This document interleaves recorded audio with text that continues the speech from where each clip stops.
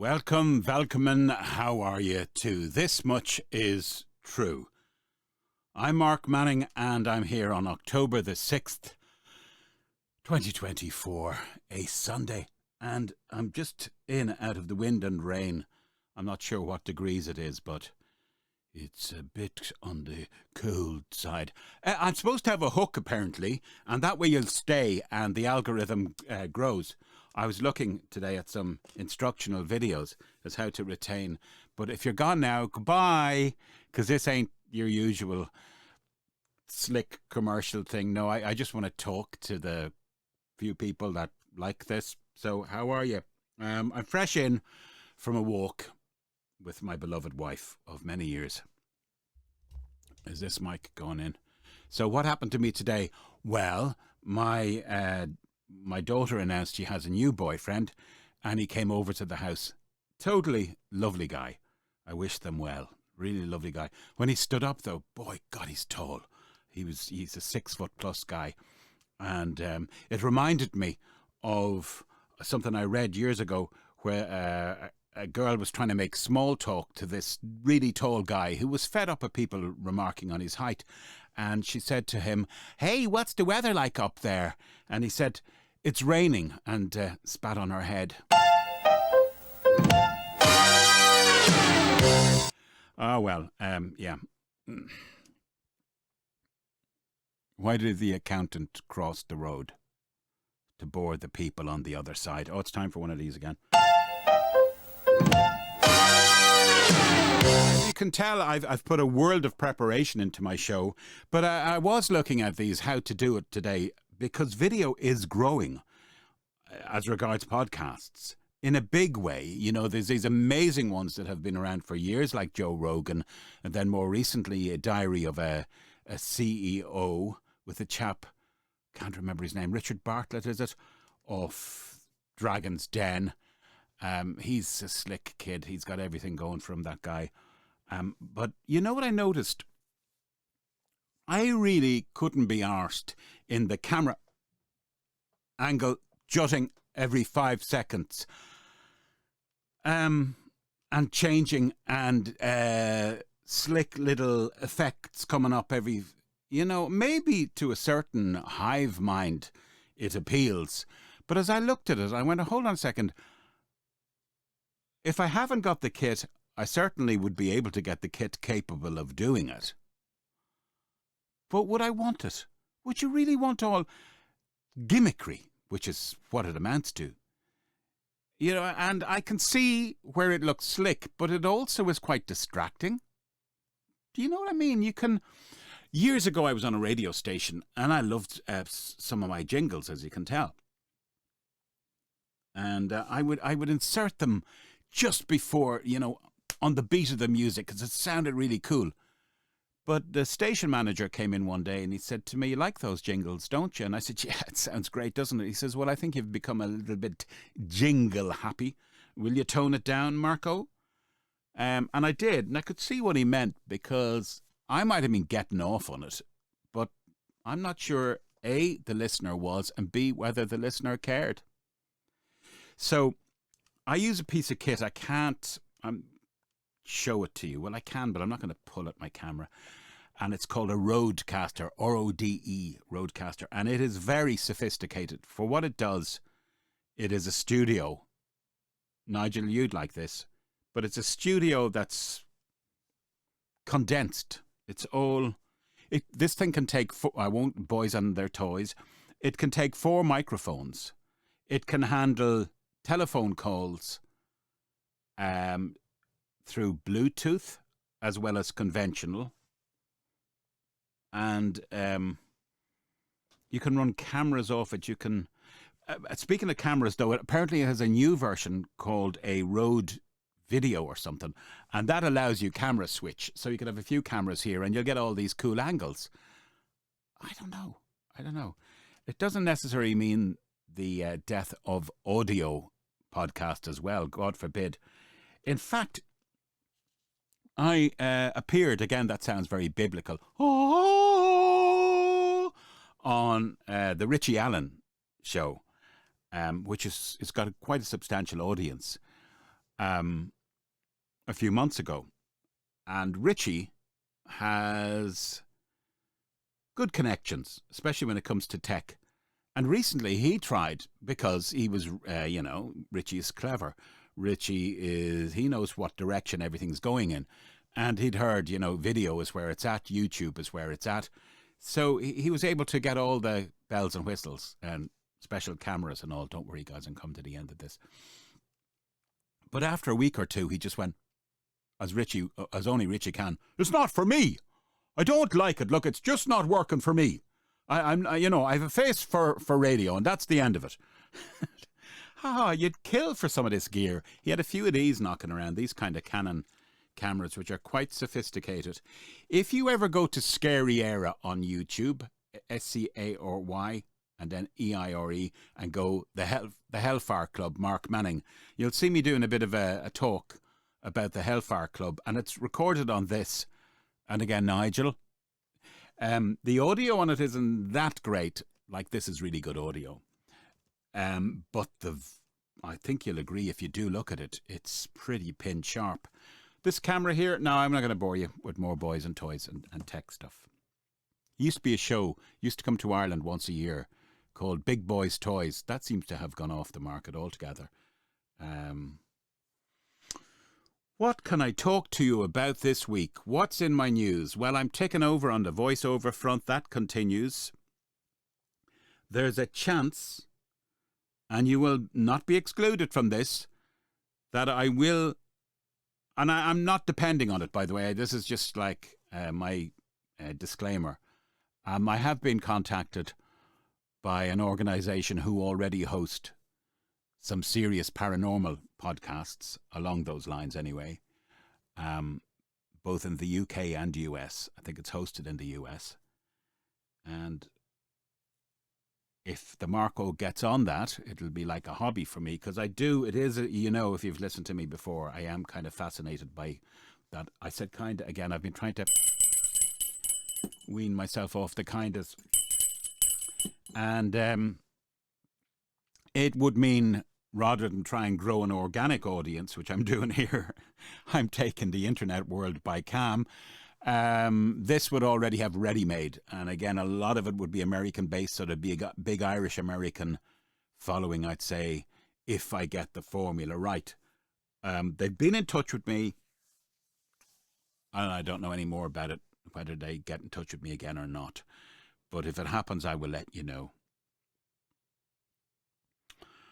Ways of looking at things. You remember years ago, like, there's a lot of pop psychology, but it was reframe. You've got to reframe it. Two things I heard this week. I can't claim them as my own, but they made me think. And one was, if you're obsessed by death, as in you're afraid of it, there's a term for it. I can't remember exactly what it is, but it's like a phobia. And some people get really obsessed with dying and afraid of it, and do all kinds of things to avoid it. The longevity is key with them. And some go to extreme measures that have the money to cryogenically, I think it is, cryogenically me a river, freeze themselves, and at some time be reanimated sometime in the future. But this guy, he was a philosopher.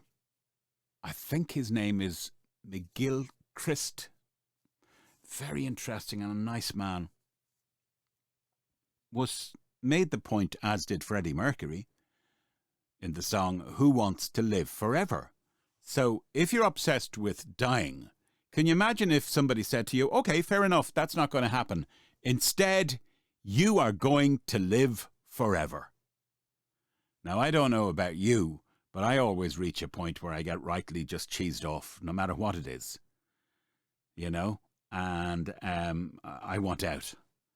And I'd imagine living to an extent, and we never know the day nor the hour, can be like that.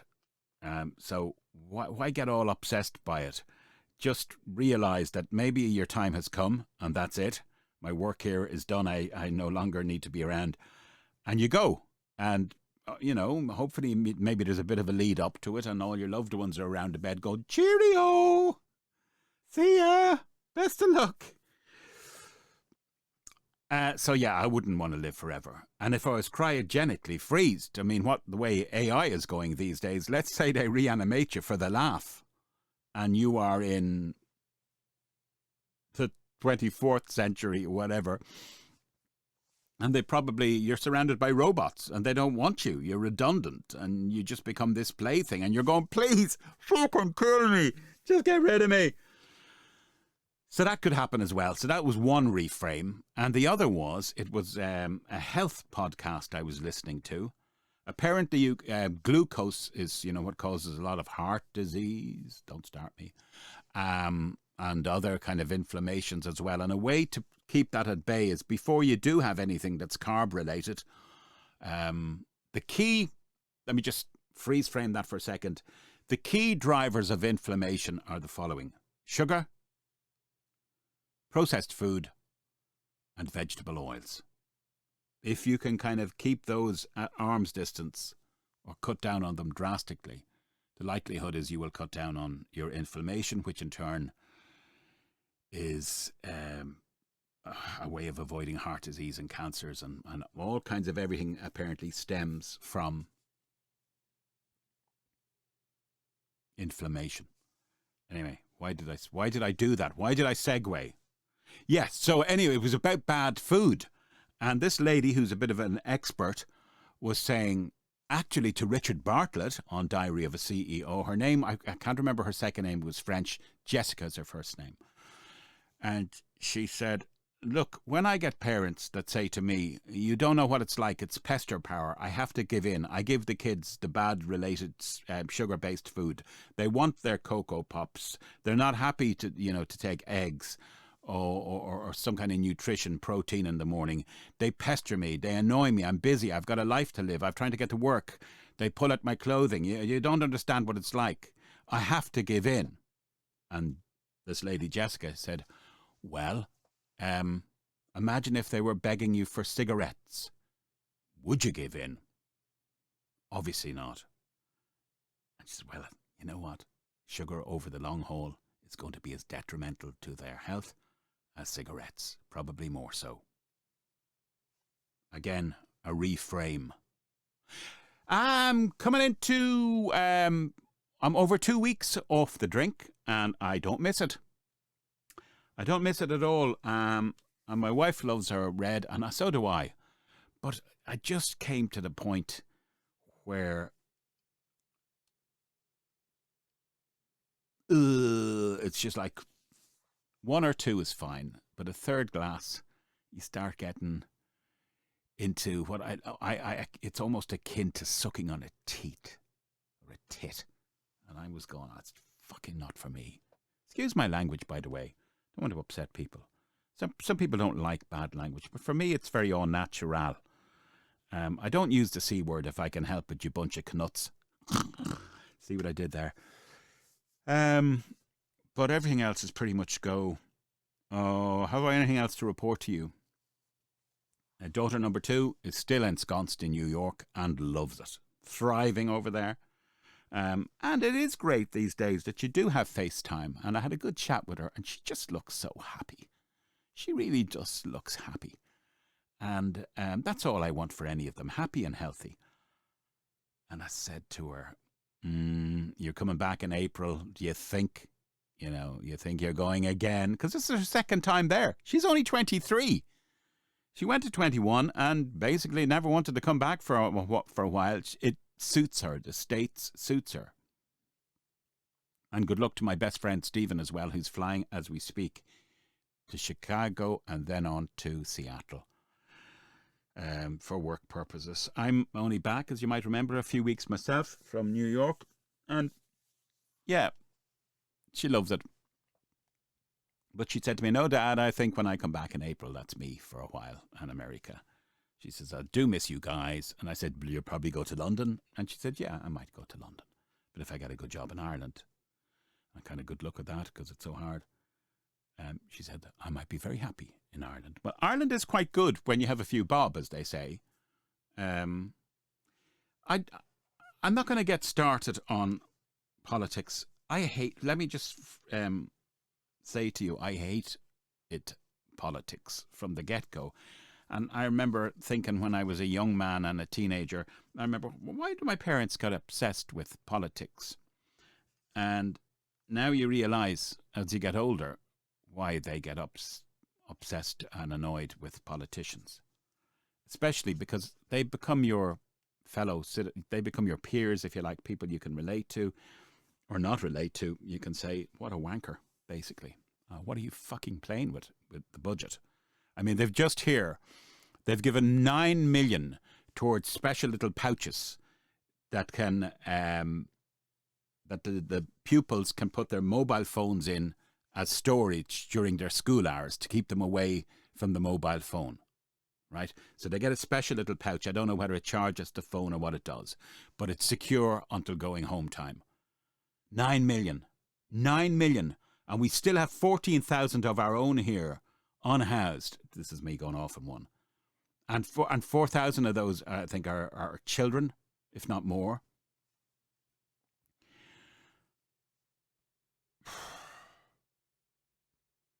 Whatever happened to like a locker and say, look, when you're coming in, sign in on the roll and hand in your phone.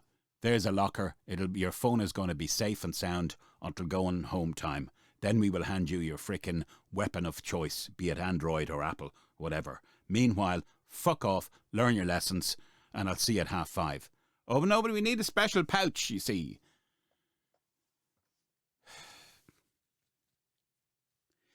When you get to a certain age as well, you start judging yourself. You go, are you just being an old fart now? Are you just being... You don't. You go, no, I'm being practical.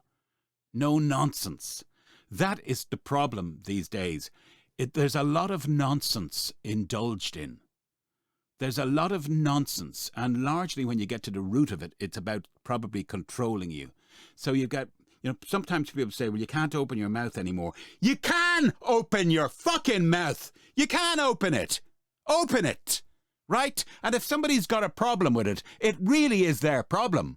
Because if you're just going... See, I'm off. See what I did? If you're just going along to get along, whatever happened to backbone? Could you imagine certain people today at certain ages fighting the Second World War, without having some, I've got to have my quiet space. Yeah, really? Yeah, there's a V2 heading for you.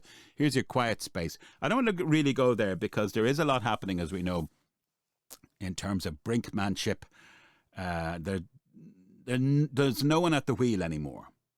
When we had the Cold War, which, by the way, the Cuban Missile Crisis is in the halfpenny place compared to what's going on at the moment in terms of escalation between the Middle East and between Eastern Europe. It's in the, it's completely, it's trivial compared to what's actually happened. Nobody is on the wheel, is at the wheel. Khrushchev and Kennedy experienced the Second World War.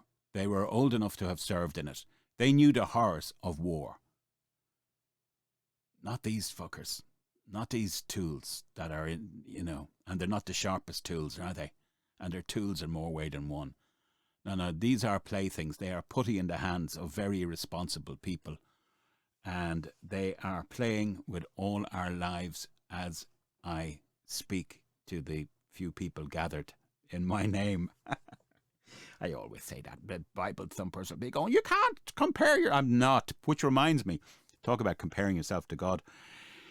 It's in 3 days' time, it would have been John Lennon's 84th birthday. He was a bit of a rough diamond, but definitely spoke his mind. And he failed his first son quite a bit as a father because he was an absentee father and he was too busy conquering the world with the Beatles when Julian was at a very formative age. This, I'm talking about John Lennon's first wife, Cynthia, and their first child. And when you saw Julian in the early 80s, he did a bit, which we'll look at. He was the spitting image and the sound of his father, wasn't he?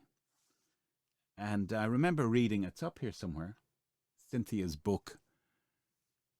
And you've got to be so careful what you say, though, to some people at a very impressionable age. You can scar someone for life. I remember overhearing me described as a slow learner by people that close to me that meant well, but I overheard it. And for the longest time, Mark's a slow learner. That explains it. So if I can just juxtapose that with something a little bit more abrasive and downright wrong, is Cynthia related how Julian was playing one day with other kids and he giggled. And John Lennon let frickin' fly. I said, shut that fucker up, will you? I hate his frickin' giggle. That fucking girly giggle. I'll do time for you. Shut up, that fuck. And gave Julian, hurt his feelings immensely, and gave him a terrible complex into the bargain. That is not the kind of legacy I would hope you leave anybody. Always, as my lovely wife says, choose kindness first. Right, the apple didn't fall far from the tree. See what I did? The apple is a pun on the Beatles as well. Oh, woo woo woo woo. See ya Wednesday.